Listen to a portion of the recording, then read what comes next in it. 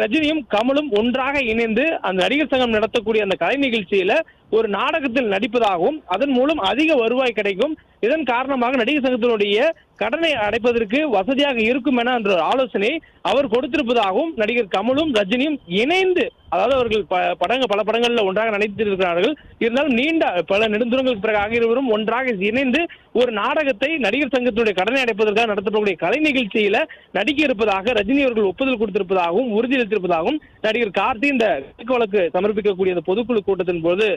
தகவலாக சொல்லியிருக்கிறார். தொடர்ந்து நடிகர் சங்கத்துல நடிகர்கள், பெண் நடிகர்களுக்கு அதே போன்று பெண் துணை நடிகர்களுக்கு அச்சுறுத்தலாக இருக்கக்கூடிய பாதுகாப்பு உள்ளிட்ட விஷயங்கள் தொடர்பாக நடிகர் சங்கம் நடவடிக்கை எடுத்திருப்பதாகவும் அது தொடர்பாக நடிகர் ரோகிணி தலைமையில ஒரு குழு அமைத்திருப்பதாகவும் தெரிவித்திருக்கிறார். பெண்களுக்கு ஏற்படக்கூடிய பாலியல் புகார் அளிப்பதற்காக பிரத்யேக மின்னஞ்சல் முகவரி மற்றும் தொலைபேசி எண்கள் கொடுக்கப்பட்டுள்ளது எனவும் அதனை ஒருங்கிணைத்து அந்த புகார்கள் குறித்து விசாரணை நடத்துவதற்காக